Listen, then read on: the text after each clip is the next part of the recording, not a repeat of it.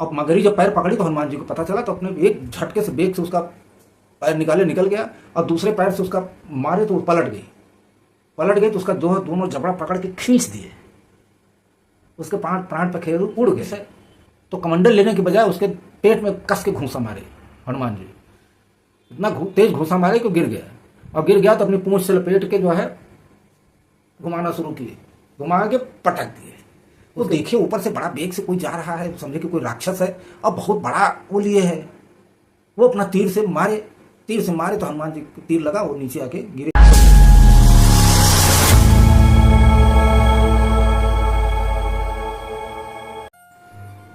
बोलिए सियावर रामचंद्र की जय, पवन सुत हनुमान की जय। सभी भक्तों को मेरा नमन। आज मैं आप लोगों के समक्ष एक जो है बड़ी सुंदर कथा सुनाता हूँ, हनुमान जी की है। लक्ष्मण जी का प्राण बचाने के लिए जब संजीवनी बूटी लेने गए थे तो उसमें दो कथाएं जुड़ जाती हैं। दो कथा ऐसे है, एक मगरी जो होती है जिसको कि अंगिरा ऋषि ने मतलब क्रोध में आके उसको जो है श्राप दिया था, वो मगरी हो गई थी। और वो कही थी कि किसी समय जो है त्रेता युग में प्रभु श्री रामचंद्र जी के दूत आएंगे तो वही तुम्हारा जो है उद्धार करेंगे। वैसे ही कथा है। कथा ऐसे है कि राम और रावण का युद्ध चल रहा था। तो उसमें जो है रावण का बेटा मेघनाद जो है वो लक्ष्मण से जूझ रहा था युद्ध में। लक्ष्मण और मेघनाद का युद्ध जम के हो रहा था। तो मेघनाद को कुछ नहीं सूझा, तो उसने जो है अमोघ शक्ति उसके पास थी ना, अमोघ शक्ति वो छोड़ा, लक्ष्मण जी के छाती से टकराते हुए निकल गई वो। अब जैसे ही टकराई वैसे ही लक्ष्मण जी गिर गए। जैसे ही लक्ष्मण जी गिरे तो हनुमान जी देख रहे थे, दौड़ के आए, लक्ष्मण जी को उठाने के लिए उठा के जो है प्रभु श्री राम के शिविर की ओर लेके चल दिए। अब जब प्रभु श्री रामचंद्र जी ने देखा कि हनुमान जी लक्ष्मण को उठाए लेके चले आ रहे हैं तो थोड़ा आश्चर्यचकित हुए। जब नजदीक आए तो पूछे कि पवन पुत्र लक्ष्मण को क्या हो गया। तो उन्होंने कहा कि प्रभु रावण का बेटा मेघनाद जो है इनके ऊपर अमोघ शक्ति फेंका है, उससे मूर्छित हो गए। अब रामचंद्र जी को तो आंखों में आंसू आने लगे, एकदम से वो हो गए कि अब क्या करें हम। बिल्कुल सोच में पड़ गए थे। उनके चारों तरफ वानर लोग खड़े थे, नल, नील, सुग्रीव, जामवंत सभी लोग खड़े थे। तो प्रभु श्री रामचंद्र जी ने देखा एक बार सबको और कहा सुग्रीव जी से कि सुग्रीव जी, आपकी बानरों की सेना में ऐसा कोई नहीं है जो कि लक्ष्मण के प्राण बचा सके। तो सुग्रीव जी करते क्या, उनके पास भी कोई रास्ता नहीं था, ऐसा कोई वैद्य तो था नहीं वहां। हनुमान जी से रहा नहीं गया। उन्होंने विभीषण से कहा कि विभीषण, तुम तो लंका के हो, लंका में ऐसा कोई वैद्य है जो कि मेरे लक्ष्मण जी का प्राण बचा सके। तो विभीषण ने कहा कि हाँ, एक राज वैद्य है तो, लेकिन रात का टाइम है और लंका जाएगा कौन, कैसे को आएगा। तो हनुमान जी ने कहा कि आप केवल हमको उसके घर का पता बता दीजिए, समझा दीजिए, हम वहां जाएंगे, उसको हम ले आएंगे, ये हमारी जिम्मेदारी है, आप इसकी चिंता न कीजिए। तो विभीषण जी ने हनुमान जी को पता बताया और समझा दिया कि ऐसे ऐसे आप जाएंगे तो वहां उसका घर मिल जाएगा। हनुमान जी तुरंत उसी बेग से गए और रात में ही जाके सुखेन वैद्य को जगाए। जगाने के बाद पूरी स्थिति बताए तो सुखेन वैद्य आने को पहले तैयार नहीं हुआ था। तो वो क्या किए कि उसका पूरा घर वही समेत उठा लाए। हनुमान जी ले आए यहाँ। तो सुखेन वैद्य जी जब इनको देखे, बड़ी तत्परता से देखे, पूरा परीक्षण किए, पूरे शरीर का वो किए, देखिए तो कहें कि इनके शरीर में पूरा विष फैल चुका है और उसी से ये जो है इनकी चेतना जो है चली गई है और जल्दी आ नहीं सकती है। तो हनुमान जी ने कहा कि आखिर आपको हम लाए किस लिए हैं, आप इसमें सारी ताकत लगा दीजिए और इनको उठा दीजिए किसी तरह, ये आपका काम है, हम इसमें कुछ नहीं कर सकते हैं। तो उन्होंने कहा कि भाई इसमें देखो मेरे पास कोई दवा तो है नहीं, कोई जड़ी बूटी तो है नहीं कि हम इसमें लगा दें ठीक हो जाए, वो जड़ी बूटी तो लाना पड़ेगा। तो हनुमान जी ने कहा कहाँ से लाना पड़ेगा, बताओ ना, हमको बताओ, हम ले आते हैं।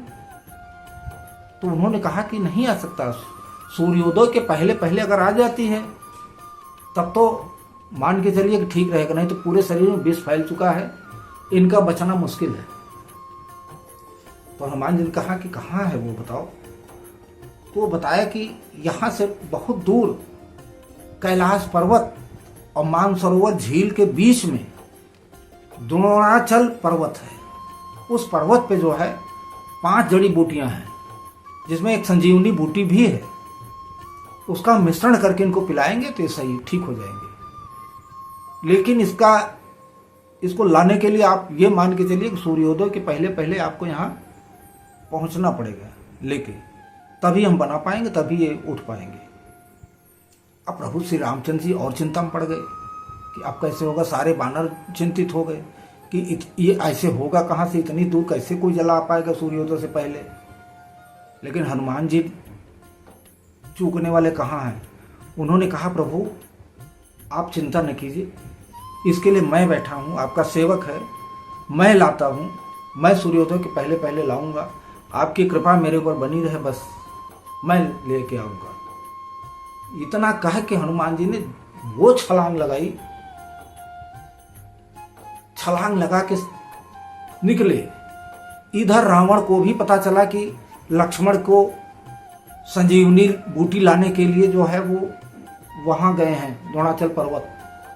अब वो जो है जल्दी जल्दी अपने जो है सहायक जो है राक्षस कालनेमी के पास गया और उससे कहा कि तुम जो है जल्दी से जाओ और हनुमान जो गया है वहां लेने के लिए उसको तुम रोको, छल से उसको रोको और हो सके तो उसको मार डालो। कालनेमी इतना सुन के वहां से चला। हनुमान जी के पहले वहां पहुंच के रास्ते में ही जो है अपना माया फैला दिया, एक आश्रम बना लिया और वहीं हनुमान जी की प्रतीक्षा करने लगा। हनुमान जी जब बेग से उड़ते जा रहे थे तो उनको प्यास लगी। ऊपर से देखे नीचे तो एक आश्रम दिखा, तो आश्रम दिखा तो वहाँ जो है सोचे कि यहाँ पानी मिल जाएगा, यहाँ पानी पी लें फिर चलते हैं। वहाँ उतरे तो वही कालनेमी मिला उनको। तो हनुमान जी उसको प्रणाम किए। उनको क्या पता था कि राक्षस है ये। प्रणाम किए तो वो कहे कि हमको प्यास लगी है, पानी दे दो, हम पानी पिएंगे। तो कालनेमी कहा कि हे पवन पुत्र, आप काफ़ी देर से चल रहे हैं और तुरंत यात्रा से आना, तुरंत पानी पीना ठीक नहीं है। आप सामने तालाब है, उसमें स्नान कर लीजिए, स्नान करके आइए, फिर पानी पीजिए, फिर अपनी यात्रा पे जाइएगा। तो हनुमान जी उसी तालाब में चले गए स्नान करने के लिए। तो जैसे पहली ही डुबकी लगाए थे कि एक मगरी उनका पैर पकड़ ली। अब मगरी जब पैर पकड़ी तो हनुमान जी को पता चला, तो अपने एक झटके से बेग से उसका पैर निकल गया और दूसरे पैर से उसका मारे तो पलट गई। तो उसका दोनों जबड़ा पकड़ के खींच दिए, उसके प्राण पखेरु उड़ गए मगरी के। और जैसे प्राण पखेरु उड़े वैसे ही थोड़ी देर में एक स्त्री सामने प्रकट हो गई हाथ जोड़ के। तो हनुमान जी ने कहा कि तुम कौन हो। तो उसने अपनी पूरी कथा बताई कि हमको अंगिरा ऋषि ने जो है श्राप दिया था और हमको इसी तालाब में कब से हम आपकी प्रतीक्षा कर रहे हैं। उन्होंने कहा था त्रेता युग में राम का दूत कोई आएगा, वही तुम्हारा उद्धार करेगा। आज प्रभु आपने हमारा उद्धार कर दिया है, मैं धन्य हो गई। मुझको तो बहुत बड़ा वरदान मिल गया है इस समय, अब मैं धन्य हो गई। तो हनुमान जी ने कहा कि ये क्या, ये तो बड़े अचरज वाली बात चारों तरफ हो रही है। पहले तो एक ऋषि मिले, अब तुम मिली, अचरज पे अचरज होता जा रहा है। तो वो अप्सरा कही कि वो ऋषि नहीं, वो रावण का कालनेमी है, राक्षस है, वो आपके साथ धोखा है, उसका पानी मत पीजिएगा, उसमें विष मिला है। वो आपको मार डालने के लिए योजना बनाया है पूरा। तो वो इतना कह के चली गई।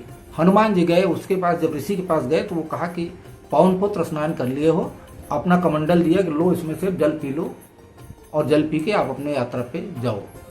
तब चूंकि उनको मालूम हो गया था पहले ही कि इसमें विष है, तो कमंडल लेने के बजाय उसके पेट में कस के घूंसा मारे हनुमान जी। इतना तेज घूंसा मारे कि गिर गया, और गिर गया तो अपनी पूंछ से लपेट के जो है घुमाना शुरू किए, घुमा के पटक दिए। उसके प्राण पखेरु उड़ गए तुरंत। अब सोचने लगे कि बहुत देर हो गई, बेकार के यहाँ रुके हम, तो इतना समय भी नष्ट हुआ, हमारे पास समय भी कम है। फिर उड़े वहां से अपनी बेग से गए, वहां उड़े तो द्रोणाचल पर पर्वत पर पहुंच गए। कैलाश पर्वत और मानसरोवर झील के बीच में है। वहां पहुंचे तो कालनेमी तो पहले से ही वहां इंतजाम कर दिया था कि सब में चमकदार बत्तियां जल रही हैं। अब पहचाने में नहीं आ रहा है कि कौन सी बूटी है।